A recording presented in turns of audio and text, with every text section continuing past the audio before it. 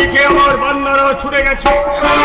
এখনই তোর বিবিকে বাচ্চা নিয়ে আমার সামনে হাজির হতেই হবে। বাধা দিতে এলে বেয়াদব সাগর ছেড়ে চামড়া কেটে জিম্মি বানাবো। এই হ্যাঁ ইয়াসিন খান। ভালো কি খবর? ভালো নয় ছিলাম। আমরা প্রতিপক্ষে অনুসন্ধান করবো, আমরা শিকার ধরতে পারিনি। আইয়াল খাল জঙ্গলে খুঁজেছিলেন। জি হ্যাঁ জনাব। লালগড়ের ময়দান, সেখান থেকেই মাত্র ফিরে এলো আনসার আলী। জামাল সাহেব মঞ্জিল, সেখান থেকেই মাত্র ফিরে এলো আনসার আলী। তাহলে কোথায় গেল সেই কাফের? তার বাড়ি আগুন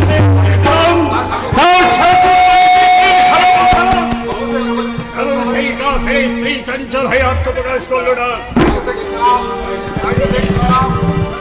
কোথায় তো দেখছি জনাব, আগে ধারণা ছিল হিন্দু আরতরা ঠাকুর মন্দিরেও সম্মান সইতে পারে না, কিন্তু আমার কাছে শুনে মনে হয় কবি সাগর সেন তার বিবির বাচ্চাকে নিয়ে আগেই পালিয়েছে। পালাতে সে করেনি, বুকে ছিপে দাঁড়িয়ে পাহারা দিচ্ছে আমার অসংখ্য বেন্দা। তাদের দৃষ্টিকে ফাঁকি দিয়ে কাফের সাগর সেন কিছুতেই পালাতে পারে না। তাহলে গেল কোথায়? আমিও তো তাই ভাবছি, গেল কোথায়? তাহলে কি আসমান চড়ে কেউ তাদের আশ্রয় দিয়েছে? আর আমার বুকের পাঠা যেমন দুশ্মনকে আশ্রয় দেয়, যেখানে থাকবেন পেট আপনার গোলামে ইয়াসিন খান তাকে জরুর খুঁজে বার করবেন। মুখের কথা আমি বলবো না ইয়াসিন খান, আজ এ পরিণত করা চাই। তিন দল বাছাই সৈন্য নিয়ে তোমরা তিন দিকে যাত্রা করো। আজ রাত্রে কাজ হাসিল করতে পারলে আসাদিত বকশিশ পাবে। তোমরা আমার হুকুমত চর্চ করে আমার মৌজের খোপ বরবাদ করে দিয়েছ, তাহলে ইয়াদ রেখো ইয়াসিন খান, লেকচার হামিদ, আনসার আলী আর তোমার মাথাটা কাল সবের হবার পূর্বেই পড়াগড়ি খাবে ওই ইছামতির ঘাটে।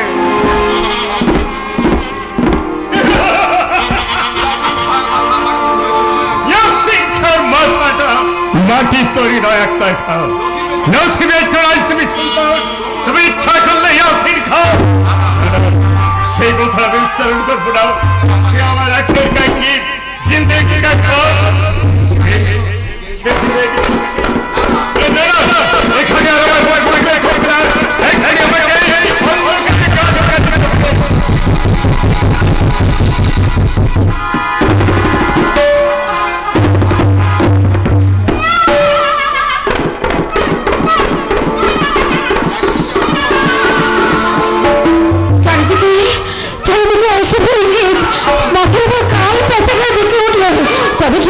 তবে কি আমি নিরাপদে ইছামতির ঘাটে পৌঁছতে পারবো না?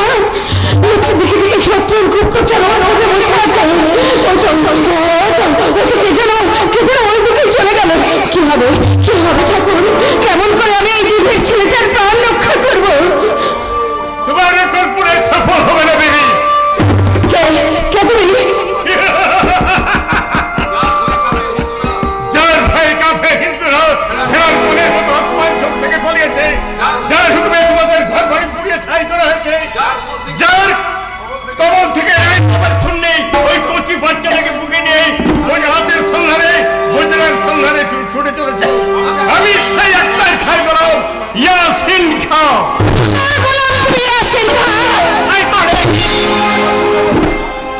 কেন চুপ করবো বসু? কেন চুপ করবো?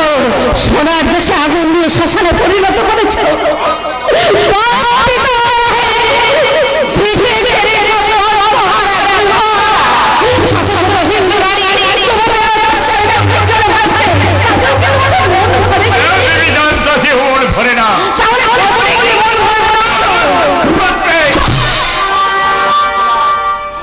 বলো তোমার খসম কোথায়? জানি না।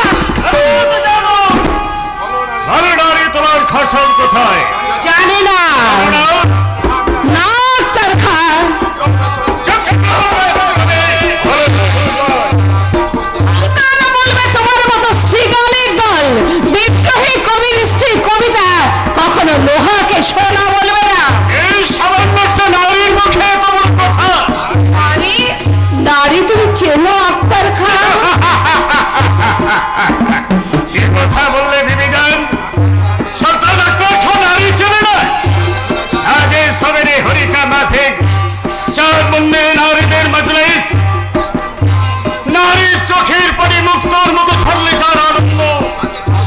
তুমি নারী চেনাচ্ছ?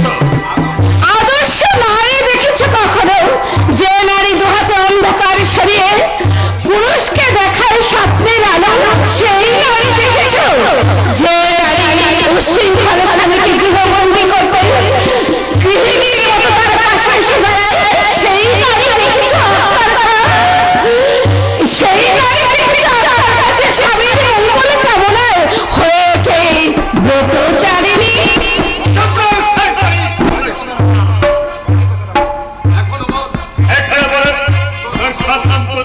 আগেও বলেছি, এখনো বলছি, আমি জানি না, জানি না, জানি না। পিছনে আসছে, না হয় তোমাকে পিছনে রেখে এগিয়ে গেছে, আরো সত্য কিনা? না, সাবধান শয়তান।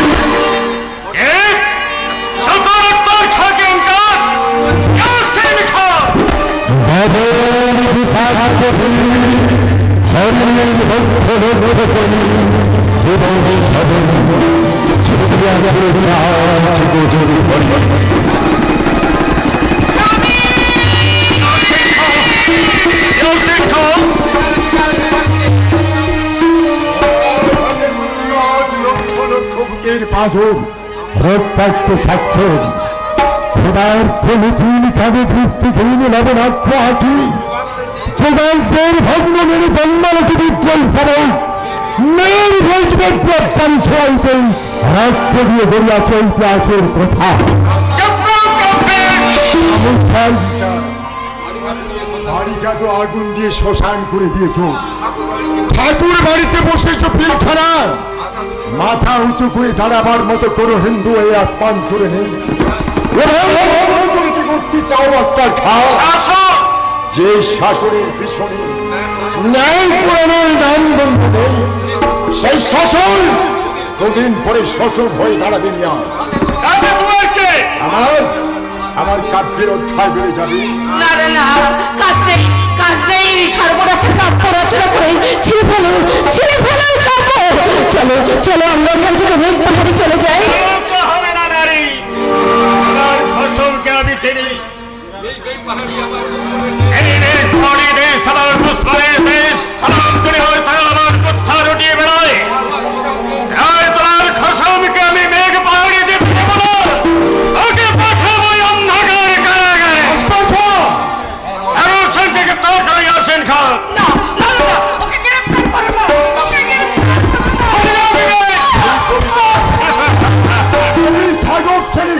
দোহাই তোমার মাথা মতো তোরা সাজে গ্রেপ্তার করে আসেন খান। এর কোনো প্রতিবাদ করলে না স্বামী?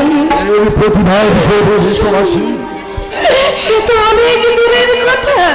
খোঁজের অপন করে তার ভাগ্য ফল লাভ হয় না কবিতা। কিন্তু তুমি এমনি করে হাসতে হাসতে কারাগারে যাবে। আমার এই হাসি এদের চলার পথে কান্নার সৃষ্টি করবে। কিন্তু আমি কোথায় যাব? গাছতলায় খাবো কি? কখন এর মুখে কি তুলে দেব?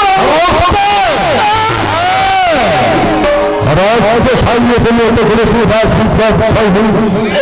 ও যখন বড় হবে, মানুষ হবে, তখন তুমি এই সব মানুষ চিনিয়ে দেবে। আর কাছে যেতে পারে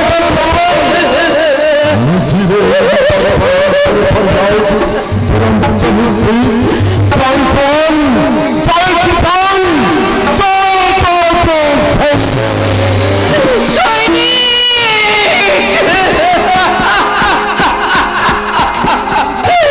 ঠিক বলেছ স্বামী, ঠিক বলেছ। ভেঙে পড়া আমার সাজিরা, আমি যে ব্রতচারিণী, রক্ত খাইয়ে গড়ে তুলব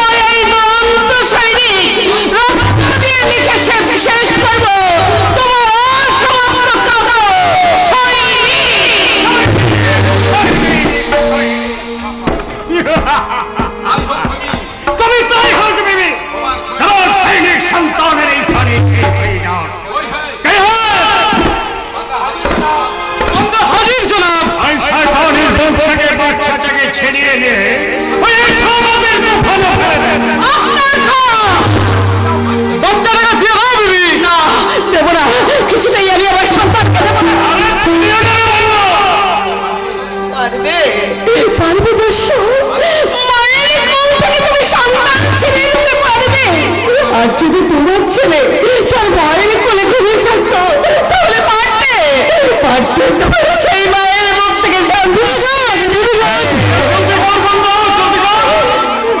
পারবো না জনাব। না হুজুর, টাকায় কাজ নেই হুজুর। জিন্দগি ভর বৈঠা চালিয়ে দিন গুজরান করেছি, আমি আবার তাই করবো।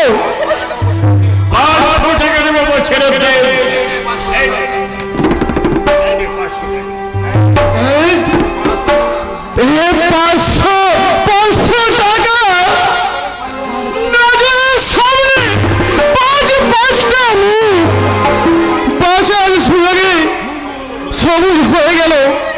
মা, বাপ, বুড়ি, বহিন, বাচ্চা, দাও দাও দাও বিবিজান, তোমার বাচ্চা দাও। ওকে ছাগলে ভরে আমার বকশিসের টাকায় আমার বাচ্চাদের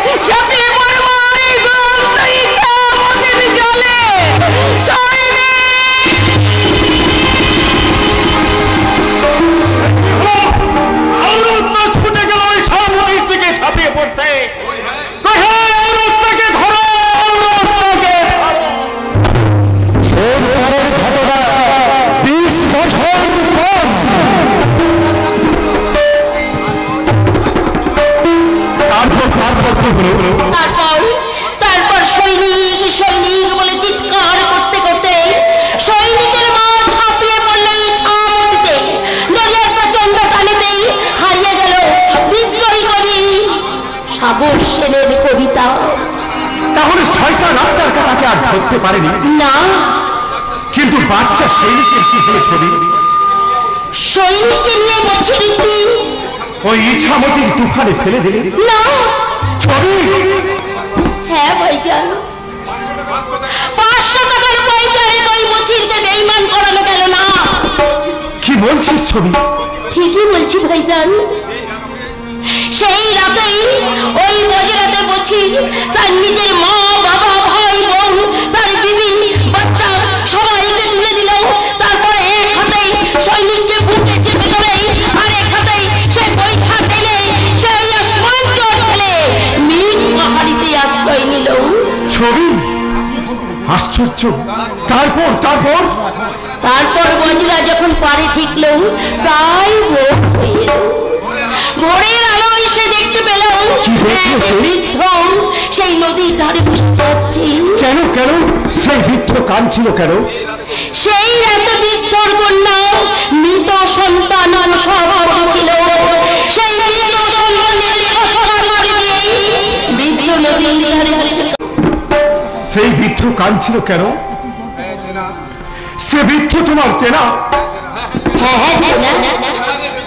এবারে বৃদ্ধের সাথে ওপারে বছরের অনেক দিনের চেনা। সে দেখলো সে পুরোনো দিনের ছবি। তারপর দুনিয়ার মালিক মেহেরবানি খোদা তাআলার দয়ায় এই সাগর সে আমাদের অঞ্চলে থাকার অনুমতি পেল। আর শিক্ষিত গরিব মুসলমান মোল্লা বসিরউদ্দিন আর একবার প্রমাণ করল যে টাকা দিয়ে সব কিছু কাজ করানো যায় না। তারপর কবি সাগর সেনের কাব্য এখানেই সূচনা শেষ। এরপর শুরু হবে নতুন লেখা ছিল। সৈনিককে বুকে ধরে বছিরউদ্দিন সেই বৃদ্ধর কাছে দিয়ে গেল। বৃদ্ধর ঘরেতে ছোট থেকে বড় হতে লাগলো, লেখাপড়া শিখলো, মানুষের মতো মানুষ হলো। তারপর সেই মোল্লা বছিরউদ্দিন আর বৃদ্ধ একদিন মারা গেল। ছবি সেই সৈনিক যদি আমি হতাম তাহলে কি করতে ভাইজান? যে মুখে শয়তান আক্তার খান সাগর সেনকে বন্দী করার জন্য আদেশ দিয়েছিল সেই মুখটা আমি লাঠি মেরে ঘুরিয়ে দিতাম। যে হাতে সৈনিকের মা কবিতাকে চাবুক মারার জন্য চাবুক রেখে দিয়েছিল সেই হাতটা আমি চুমড়ে মুখে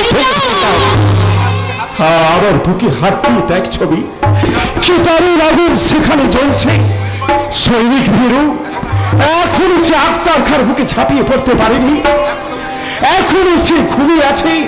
না সৈনিক ঘুমিয়ে নেই, সৈনিক ঘুমিয়ে নেই, তাই সে জেগে উঠেছে। সৈনিক জেগে উঠেছে।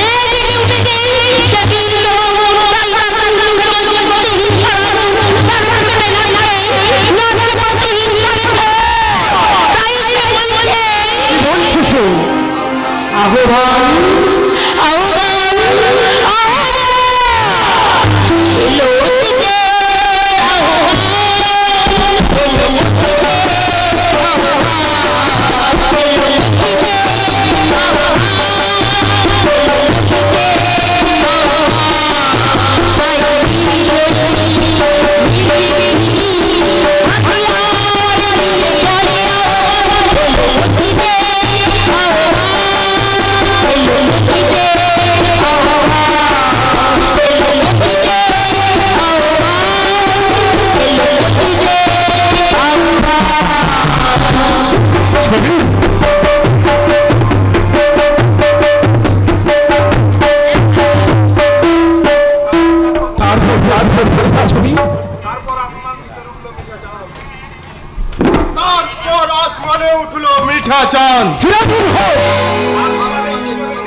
আর তোমাদের দুজনের দিল মহলে জেগে উঠলো মহব্বতের পাপিয়া। কথা বলতে শরম লাগছে না? বেশ কি করে শরম লাগবে? শরমের মাথাটা আমি তো আগেই চিবিয়ে খেয়ে দিচ্ছি। ছবি দূর হয়ে যাও এখান থেকে, যাও যাও বলছে। আফসোস পীর সাহেব, মোজের খোয়া ভেঙে দিল। সাবধান সিরাজুল, যা বলেছো বলেছো, পুনরায় ওই কথা উচ্চারণ করলে মুখখানা তোমার আমি ছাতু করে দেবো। কিষান পল্লীর মুসলমানরা কি খুব অন্ধ হয়ে গেছে? আরে দূর মিয়া, অন্ধকারে হবে? ওদের তো তিনখানা করেছো। চুপ কর শয়তানে। সিরাজুল, আমি তোমাকে ভাইয়ের মতো স্নেহ করি, আমার অনুরোধ তুমি দয়া করে এখান থেকে চলে যাও। কি করবে ছোকরা? নয়তো আমি ভুলে যেতে বাধ্য হব যে তোমার আমার একটাই বাড়ি, ভুলে যাবো যে তোমার সঙ্গে আমার সম্পর্ক ভাই ভাই। ভাই ভাই, তুমি হচ্ছে কাফের হিন্দু আর আমি মুসলমান। তোমার সঙ্গে ভাই ভাই সম্পর্ক শুধু দিলের রক্তের নয় আর মুখের নয়। তুফান ভাই, একে তুমি ভালো করে বুঝিয়ে দাও যে আমাদের এই আসমানচরের শয়তান নয়। আমাদের দেশে তো কখনো হিন্দু মুসলমানের বিদ্বেষের বিষ যেন ছড়িয়ে না দেয়।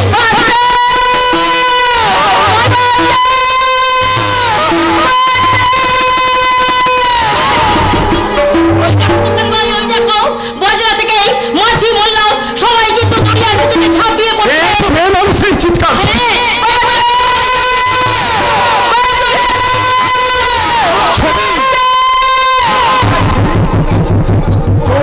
কোনো মেয়ে মানুষের উপর জলদস্যুরা জুলুম শুরু করে। তুমি দাঁড়াও ছবি। কিষান পল্লীর তরুণ ছেলেদের নিয়ে আমি ওই জলদস্যুদের কাছে ছুটে চললাম। 20 ফল্টার ছিপে চেপে হাওয়ার বেগে ছুটে গিয়ে ওই জলদস্যুদের মাথাগুলো বেল ফাটে করে দিয়ে বিপন্ন রমণীকে উদ্ধার করে আনতে চললাম। ভাইজানের সাথে তুমিও কি যেতে পারলে না প্রাণের মায়া ত্যাগ করে? ওই কাফের হিন্দুর মেয়ে থাকলো কি গেল তাতে আমার কি যায় আছে? কি বলছো তুমি সিরাজুল মিয়া? হিন্দু হোক আর মুসলিমই হোক, সেই মেয়ে কিন্তু তোমারই দেশের বহির। বহির না হাতি? ওই কাফের হিন্দুর আরব। ছি ছি ছি ছি ছি, এত নীচ তোমার মন, এত ছোট তোমার কলিজা। দিনের পর দিন আসমানচরের শয়তানরা আমাদের এখানে এসে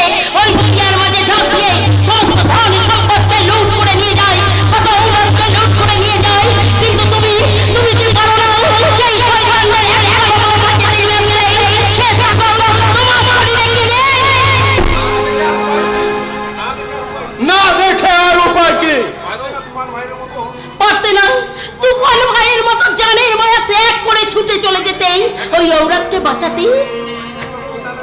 একটা শয়তানের মাথা নেওয়ার জরুর আছে, কেন কাফের হিন্দুর মেয়ের জন্য এমন মর্যার টানটা আমি ওনাকে খাবো।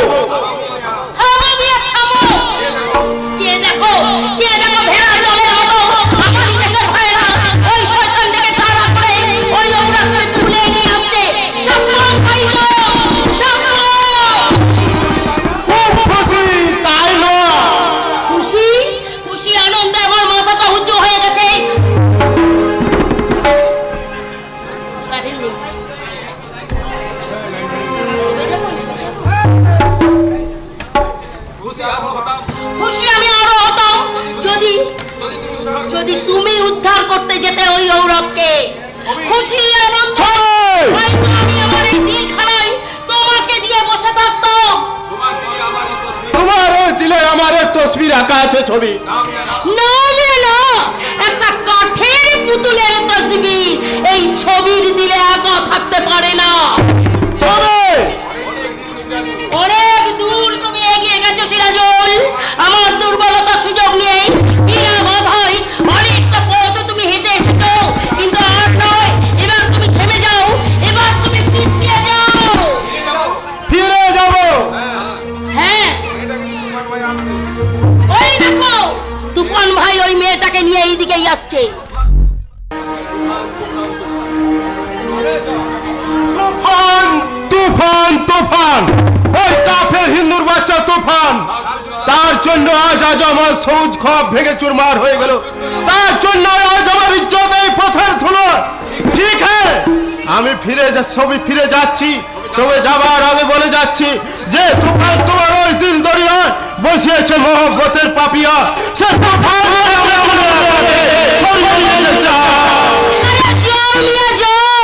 এই ছবি যতদিন এখানে বেঁচে থাকবে ততদিন আমার ভাই জামাই দোকানের গাইতে কত রাজ্যকে দিতে পারবে না, কখনো না। বলিস কি বহিন, 20 জন দরদস্যুকে একা মেরে হটিয়ে দিয়ে এলাম, আর তুই বলিস কিনা হিম্মত নেই? আরে একটা দর্শকেও তো তুমি ধরে আনতে পারলে না। ধরেছিল একটা দর্শকে, কিন্তু বেচারা পায়ে ধরে কাঁদতে লাগলো, তাই অমনি তাকে ছেড়ে দিল দয়া করে।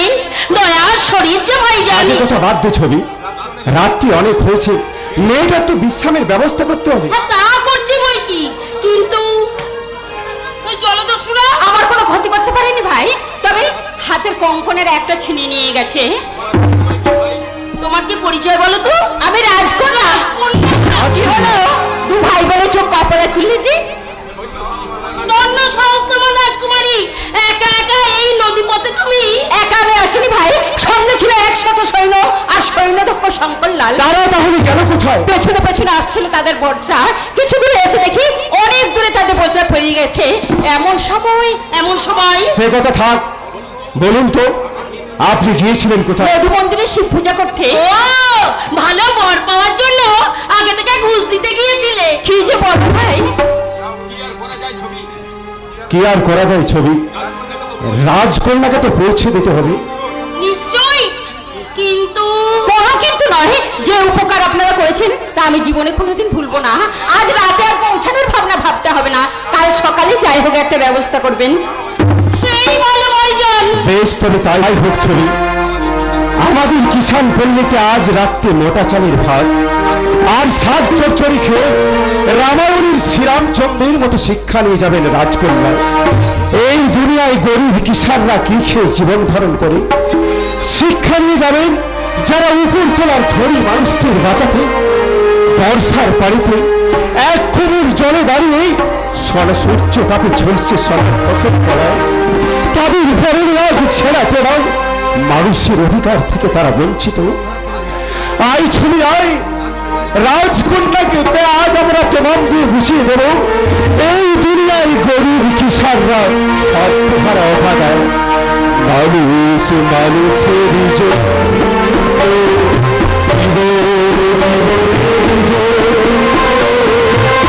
একটু সবার হতি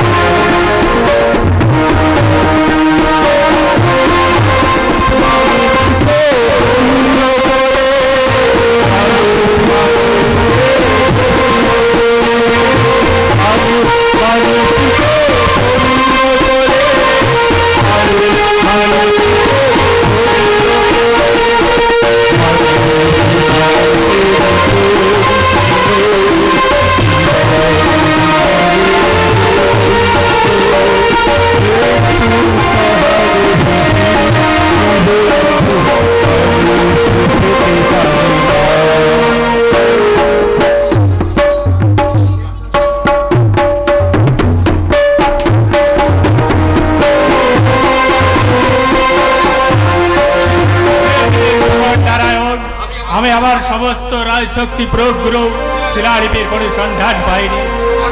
একমাত্র ভরসা তুমি আমার সেনাবাহিনী বন্দীকে এনে দাও ঠাকুর, এনে দাও। তুমি এখানে চুপচাপ দাঁড়িয়ে চোখের কোণে জল চিকচিক করছে বলে কি তোমার মাথা খারাপ হয়ে গেছে? সত্যি আমার মাথা খারাপ হয়েছে মেঘবাহন। ছি ছি ছি, রাজার মুখে এ কথা মানায় না দাদা। মেঘবাহন, হ্যাঁ দাদা, এত বড় একটা রাজ্যের রাজা তুমি, হাজার হাজার সৈন্য সামন্ত অসংখ্য কর্মচারী কি করছে? তাড়াতাড়ি করেনি মেঘবাহন, সবার চেষ্টা ব্যর্থ করে শিলালিপি আবার হারিয়ে গেল। কোথায় হারাবে দাদা? আমি তাকে সন্ধান করে খুঁজে বার করবো। তুই শিলার সন্ধান করবি? নিশ্চয় পারবো। মেঘবাহন, কেন পারবো না বলা? শিলালিপি একা ছিল না, সঙ্গে ছিল বাছাই করা সৈন্য আর সেনাপতি শঙ্করলাল। এরা কেউ তো এখনো ফিরে আসে। ফিরে এসেছে মেঘবাহন। কে ফিরে এসেছে মন্ত্রী কাকা? সেনাপতি শঙ্করলাল। শঙ্করলাল কোথায় সে? আমরা সামনে মহারাজ। দেখি কোন রকমই বেঁচে গেছে বাবাজি। মধু মন্দির থেকে ফেরার পথে একদল আসমানচুরি তরলস্যু ওদের মুদ্রা আক্রমণ করেছিল। মন্ত্রী কাকা, বলো শঙ্করলাল, বলো আগাগোড়া খবরটা বলে যাও। আমার সৈন্যদল নিয়ে রাজকুমারীর বজরার পিছনে পিছনে ছিলাম। হঠাৎ চারদিক থেকে চারখানা জলদস্যুর ছিপ তীর বেগে ছুটে আমাদের আক্রমণ করলো। আপনি প্রস্তুত ছিলেন না তাই? দস্যুর প্রথম আক্রমণে আমাদের বেশিরভাগ সৈন্যকে নদীর জলে ফেলে দিলে আর শেষে আমার মাথায় সদরে মারল এক বৈঠা। শিলালিপির বজরা কোথায় গেল? বৈঠার আঘাতে আমি জ্ঞান হারিয়েছিলাম। তারপর কি ঘটেছে আর জানতে পারিনি। এই তো কি স্পর্ধা! সেই রাজমন্ত্রের জলদস্যুদের অবাক হয়ে যায়। মন্ত্রী কাকা, সঠিক বলা সত্য, তবে মনে হয় ওই রাজকুমারী বর্তমানে আসমান চড়ে মুসলমানদের কবলে। দাদা আমাকে তুমি আদেশ দাও, আজ এই 50,000 সৈন্য নিয়ে আমি ওই শয়তানের রাজ্য আসমান চলে আক্রমণ করবো। যে দস্যুরা আমার ইসলামের ভূমিকে আমাদের সীমানা থেকে লুণ্ঠন করে নিয়ে গেছে, তাদের তাজা ঘুরে আমি আসমান চলের মাটি ডালে না। কেন ছোটা, আজ বুঝি মৌচাকে ঢিল পড়েছে? এতদিনে বুঝি খেয়াল করতে পারে যে দস্যুরা সীমান্তে অনুপ্রবেশ করে কত প্রজার সর্বস্ব অপহরণ করেছে? সে খবর কি আগে শুনুনি? রাজকুমারী, আসমানচরের মুসলমানরা তোমাদের দেশে প্রজাদের কত সর্বস্ব অপহরণ করছে সে খবর রাখেন মন্ত্রী কাকা? ওই রাজপ্রাসাদের চিলে কোটায় উঠে উকি ঝুঁকি মেরে একেবারে কাগজে কলমে শান্তি রক্ষা করছে দেশে। কে তুমি? কে তুমি? চোখ লাগাবেন না মন্ত্রী কাকা, মেয়েটা আমাদের দেশের। কি ব্যাপার ছিল? আমি তো ভেবে ভেবে কুল পাচ্ছিলাম না। আমি কিন্তু কিছুই ভাবিনি শিলা, আমি রামদুম তুই ঠিক আছি। কি করে জানলে ছোটদা? তুমি কি জ্যোতিষী জানো যে টপ করে গুনে গেতে জেনে ফেললে? কিষান পল্লীর এক দয়াল যুবক দলবল নিয়ে গিয়ে আমাকে উদ্ধার করেছে। সেই যুবক ভগ্নী? সে একজন সত্যিকারের সৈনিক। সৈনিক? কোথায় সেই সৈনিক? আপনাদের সামনে। যুবক? হ্যাঁ দাদা, এই সৈনিকের করুণায় তোমাদের বনে যাত্রা বেঁচে গেছে। দস্যুরা আমার কোনো ক্ষতি করতে পারেনি, শুধু ছিনিয়ে নিয়ে গেছে আমার ডান হাতের কঙ্কনটা। তাহলে তোমার হাত চলেছিল। দেখবেন যেন রাজকুমারীর মজ্জত চলে না যায়। তারপর কি করে রক্ষা পেলেন রাজকুমারী? আমাকে তো প্রথমে সেনাপতি। তুমি একটা অপদার্থ। হ্যাঁ শিলা, তারপর কি হলো? তারপর ওই সৈনিক একদল গ্রামবাসী নিয়ে বজ্রা বেয়ে হাজির হলো আমার বজ্রার কাছে। দুদলে শুরু হলো দারুণ লড়াই। এই বীর তাদের একাই হকি আমাকে ছিনিয়ে নিয়ে এলো। তারপর তারা পালিয়ে গেল। কিন্তু কাল রাতে তুমি কোথায় ছিলে রাজকুমারী? আমার বাড়িতে। তোর আর কি আছে যুবক? এই বোন। তোমার বোনের নাম কি? মুসলমানি। দেখুন রাজকুমারী, এরা শিক্ষিত ধনী দেশের শাসন করতাম, তবু মুসলমান মেয়ে হিন্দু ছেলের বউ এই কথা শুনে ভূত দেখার মতো চমকে উঠল। এই তো চাই দাদা, যুবক তোমার আমার সমস্ত মেঘ বাড়ির ইচ্ছা রক্ষা করেছে, একে পুরস্কৃত করা হোক।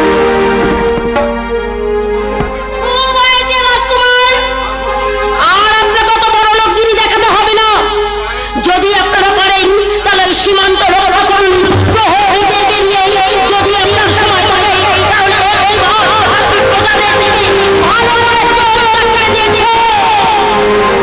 চললাম মহারাজ। বলুন। মন্ত্রী কাকা, শাস্তি? শাস্তি সমাজের শাস্তি থেকে তুমিও বাদ যাবে না বাবা।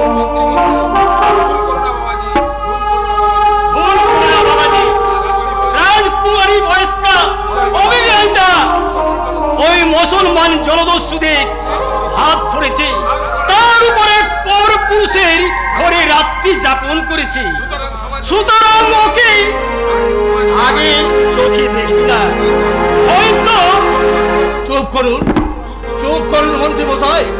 এমন সর্বনাশা কথা বলে সুখের সংসারে আগুন জ্বালাবেন না। কি বলতে চাও মন্ত্রী কাকা? শুধু শুধু আমি নই বাবাজি। ওই শোনো দাদা, ওই শোনো প্রজারা কি বলছে। কি বলছে প্রজারা বলছে রাজকুমারী শিলালিপি ধর্মচ্যুত। রাজকুমার? বলছি শিলালিপির জাত গেছে। রাজকুমারী তোমার ঘরে রাত কাটিয়েছি, দেখুনি ধর্ম আর জাত আমাকে কেমন করে ছেড়ে পালিয়ে গেল। তোমাদের জাত আমার হাত ধরেছে, আর কি আমার হিন্দু সমাজে ঠাঁই হয়? থাকো থাকো তোমরা পাথরের মতো নিশ্চল হয়ে। আমি উৎসর্গিত আজ সমাজের যুবকাশকে। শোন শিলা, কথা শোন। সময় নেই দাদা, সময় নেই, কথা শুনবার সময় নেই। দেরি করে দিও না ছোট্ট, দেরি করে দিও না।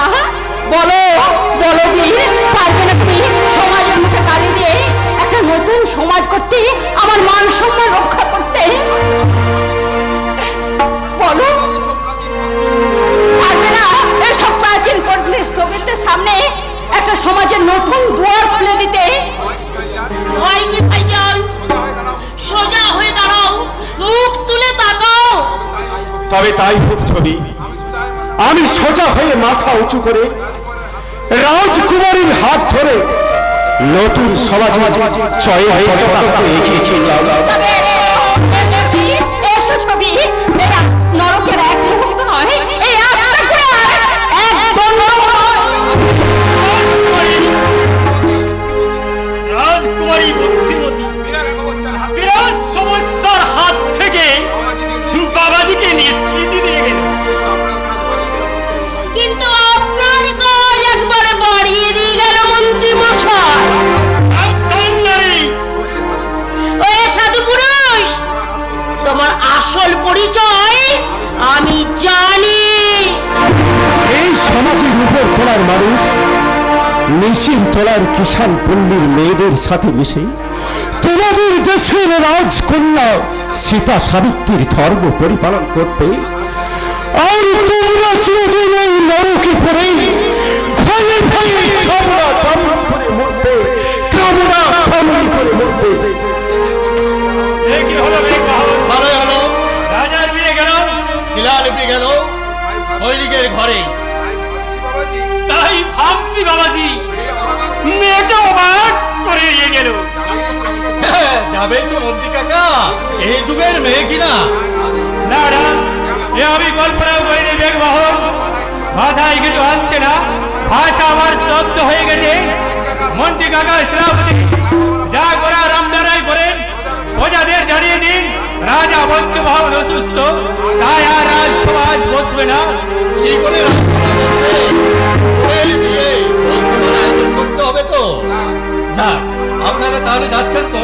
কোথায়? আমার ভগ্নিপতির বাড়ি। পতি কি মন্ত্রী কাকা, রাজভোগ দৈনিকে খান। একদিন না এই সম্বন্ধে শঙ্কর লালকে সঙ্গে নিয়ে আসবেন। মোটা চালের ভাত আর আধ পাকা পালং শাকের ঘন্ট, কেমন লাগে? কি হলো রায় মশাই? কিন্তু আমি ভেবেছিলাম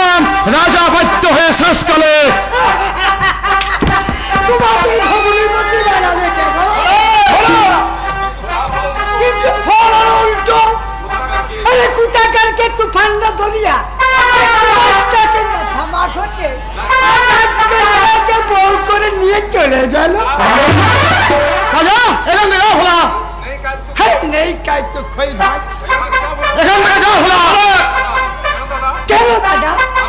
আরে আমি থাকলে তোমার কি মাকুল খাই ডাল বুনতে অসুবিধা হবে? কি বলছিস মূর্খ? আরে লোকগুলো তরুণ দুয়ার থেকে চেঁচিয়ে বলছি ওরা কত টাকা নিয়েছে। আরে সে টাকা আমাকে দিল। আমি একাই চেঁচিয়ে বলতাম রাজকন্যা ডাক্তার সর্বনাশা কাণ্ড, সব গোলমাল করে দেবেন ভাই পাগলটা। আরে আরে কেমন লোক দাদা? এই জলদস্যুর বৈঠার বাড়ি মারল আপনার মাথায়, কিন্তু এক ফোঁটা রক্ত বেরোলো না। কে বললো রক্ত বেরোনি? সাদা রক্ত বুঝি? চুপ করো না মনে হয়। তোমার বুদ্ধিও কাজ করা, তাই সম্বন্ধকে শিখিয়ে যাওয়া উচিত ছিল। অত্যন্ত কিছুতে রাগ এই মাথায় লাগিয়ে আসছে। আরে কি বলবো, এই সারা রাজবাড়ির সব সারাই যে কানা। 5 টাকা। আরে সে কি এই 5 টাকায় যে আজ বোতলও হবে না। এই না হলে দাদা বুদ্ধিমত্তার কাজ। এইবার তোমরা শুধু নাচ কিনে চুরি করো। এই ভোলা না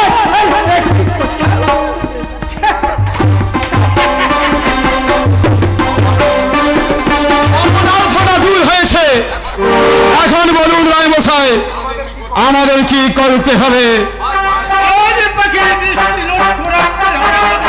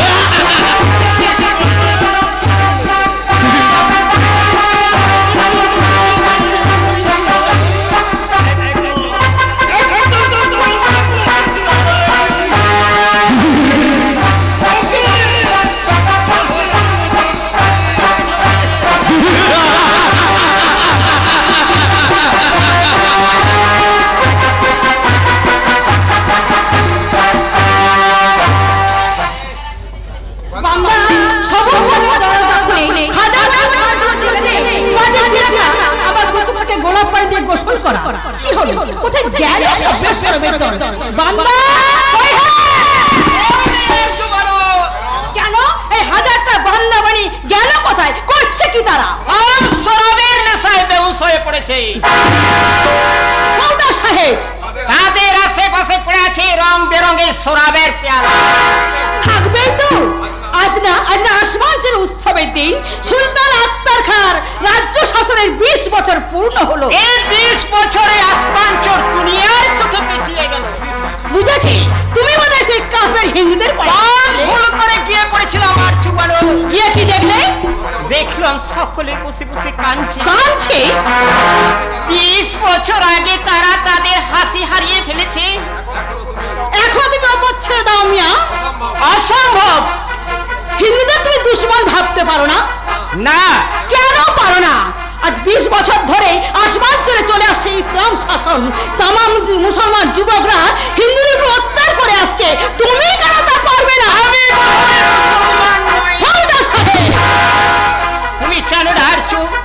পাশাপাশি বাস করতাম আমরা হিন্দু আর মুসলমান, একসঙ্গে খেলতাম, একসঙ্গে পাঠশালায় যেতাম।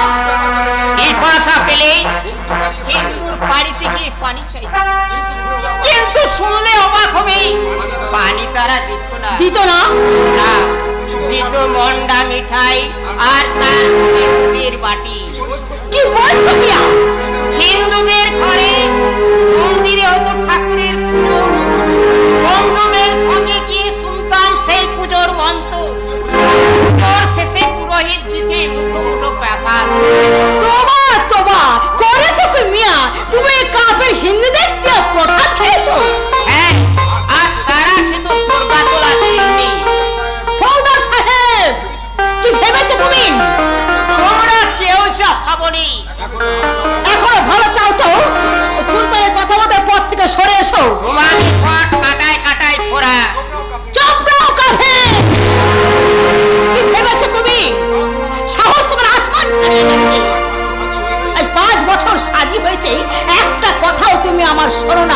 যে কথা গেলে গুনাহ হয় সেই কথা তোমার পা, যে কথা বলা নিষেধ সেই কথা তোমার মুখে। হুঁশিয়ার হুঁশিয়ার ফৌজদার সাহেব, এখনো ফেরো, নইলে সুলতানের পরিবার যে তুমি তার খসম। মহামান্য প্যারে সুলতানের বহিনার চুকানো রক্ত চক্ষু দেখিয়ে কখনো দিল পাওয়া যায় না। অনেক দিল গুড়িয়ে দেওয়া যায় ফৌজদার সাহেব। এই পুরো দিল নিয়ে চাবুকলার দিল ভরে না মহামান্য সুলতান। শোনো আশফারানি, তুমি আমার আত্মীয়, তারপর আমার বাহিনী নির্বাচন করো। তুমি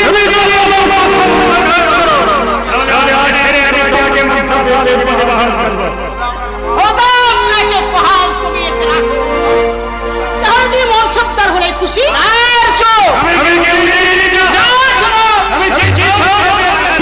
চাই তা কি আপনি দিতে পারবেন ছোড়া?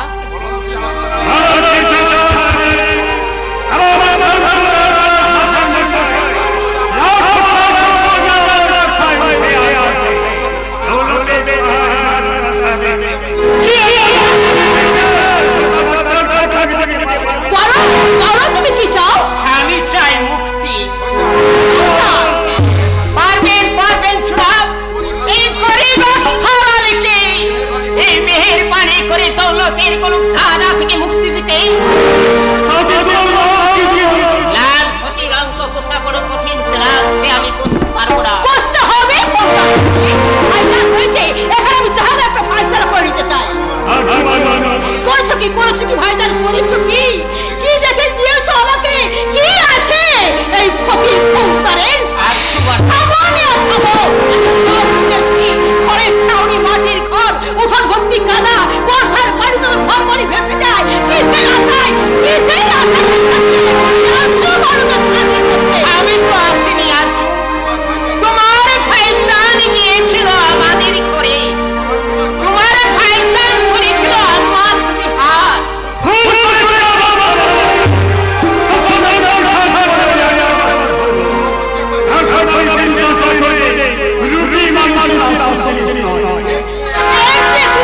হাতে পায়ে বেঁধে ওই ইচ্ছামতির পানিতে ফেলে দিতে ভাইজান। সত্যি যাব না আর চুরারো। তুমি যা ভেবেছো তা আমি হতে দেব না। জঙ্গল থেকে যে গোলাপ আমি তুলে এনেছি তাকে আমি গোলাপ তারিতে সাজিয়ে রাখবো। এই কথার অর্থ যা করতে তোমার ভালো লাগে না আমি তোমাকে দিয়ে তাই করাবো। যা বলতে তুমি সরল বোধ করো আমি তোমাকে দিয়ে তাই করাবো। যে হিন্দু চন্দ্র তোমার দিল বুঝে ওঠে আমি তোমাকে সেই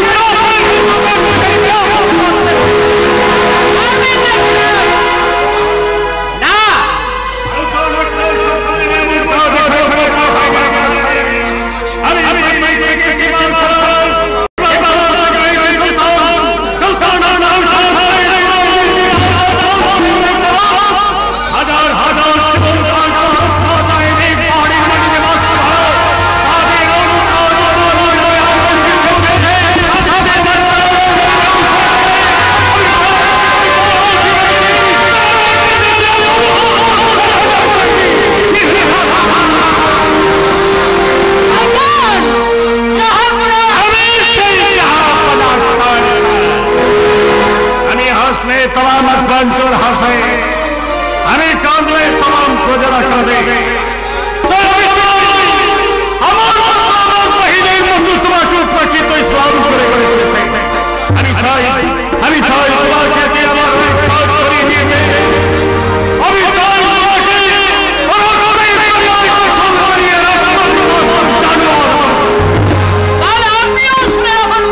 সুলতান, আমি সেই রক্ত পিপাসুর জানোয়ার হয়ে আপনাদের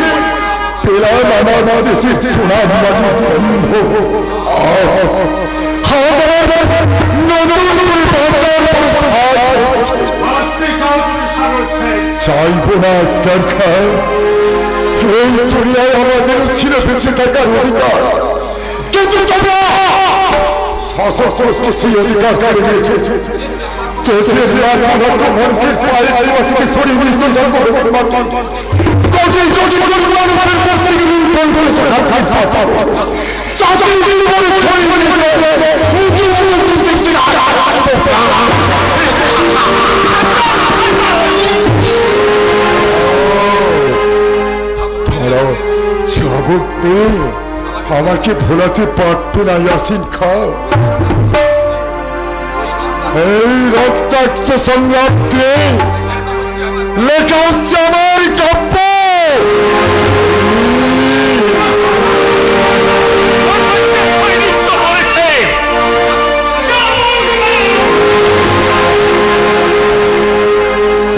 চাবুকার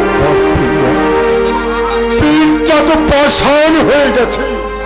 হ্যাঁ হ্যাঁ, এখন বলো কোথায় আছে আমার স্ত্রী পুত্র? না, তারা বুঝতে পারে না কবিতা বেঁচে আছে। সে আমার রক্তে সৈনিকের হাতে তুলে দিয়েছে হাতিয়ার। বিদ্রোহী কবি সাগর সেনের কাব্য রচনার বিরাম নেই। অবিশ্রান্ত চলেছে সৃষ্টির পর সৃষ্টি। বুকের রক্ত দিয়ে রেখে রাখছে সৈনিক কাব্যের আগুন ছোড়া ছন্দ।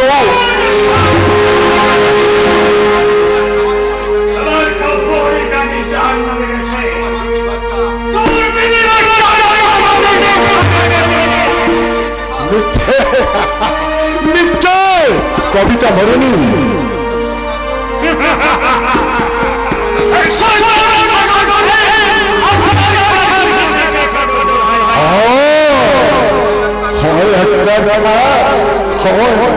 হিসাবের বাইরে আমার যে একটা হিসাব আছে, সেই হিসাবে অনেকেরই ভুল হয়ে যায়। আর বেশি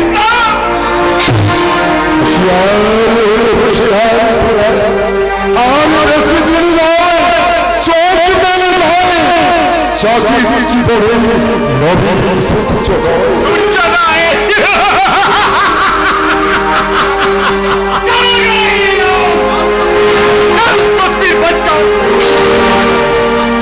আমি যাচ্ছি, কিন্তু তোমরা এই মিছিলের হাত থেকে রেহাই পাবে না। যারা জানে যে তোমরা হাতের সাথে মিশাইলে বিষ, পক্ষে মরিলে রাতে এক পয়সার সুতোয় বাঁধিতে চাইছো পাগলা হাতি। জলদি চল সরওয়ার। আমাকে বন্ধু করলে ছেড়ে উঠেছে তারা। এক মুঠো ভাত পরনে কাপড় পেলেই হতো গো খুশি। তাদের দুয়ারে বাজিয়ে উঠেছে ঘুম ভাঙাবার বসে। বাঁচতে ওদের দিতেই হবে, দিতে হবে অধিকার। বুকের রক্ত চারিদিকে দিতে হবে গুণাগার।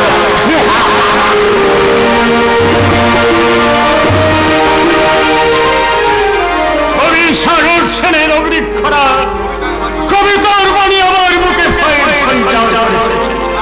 না না,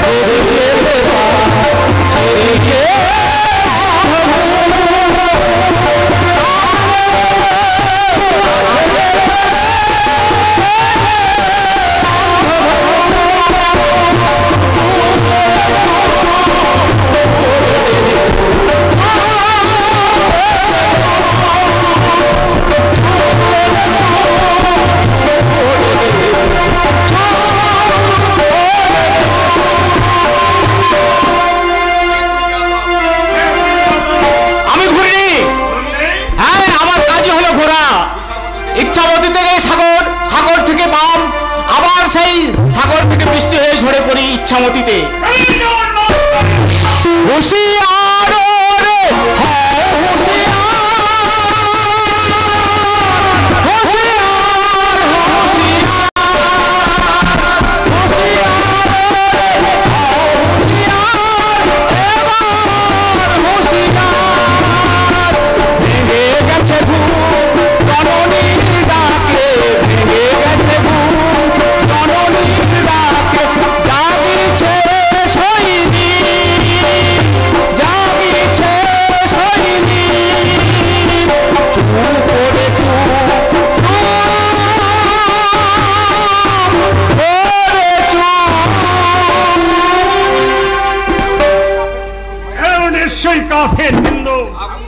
আগুন দিয়ে সব পুড়িয়ে দিয়েছি বলে আমাকে ভয় দেখিয়ে গেল।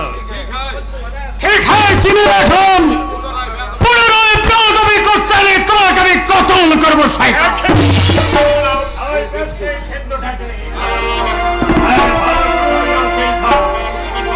তুমি কি বলতে চাও? তুমি সাগর সেনে বিবি বাচ্চার পর্যন্ত আছে? অসম্ভব যাবো পুনর। এসব আমার ফুল ধারণা। আমি তোমাকে সবাই গেলাম, তার মধ্যে তোমাকে হাসিল করতে হবে সেই কঠিন কাজ। পাহাড়ের রাজকন্যা আসমানের ছবি শিলালিপিকে তুমি আসমানের ছড়ে নিয়ে আসবে।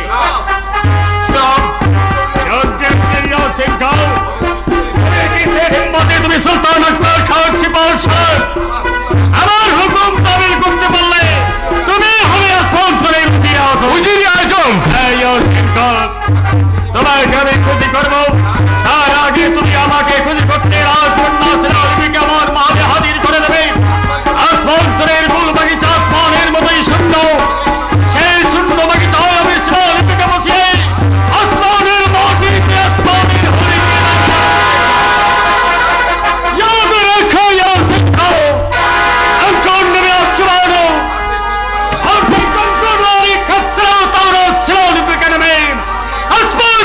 সুলতান আখতার খান।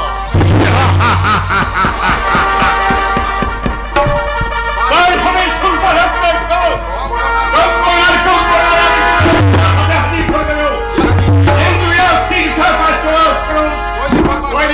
হাতিয়ার দিয়ে আমার মাথা উড়িয়ে দেবে, কিন্তু তার হকের দৌলত দেখে দিতে হবে। আমি ফুল পানি করে তাই তোমাদের হাতে তুলে দেবো, কিন্তু আপনি তবে আমার হকের দৌলত চাইব। সেদিন মুখ নেবার শুনবো না, চোখের পানিতে উজুরিয়া ফসিয়ে দিল। এক পর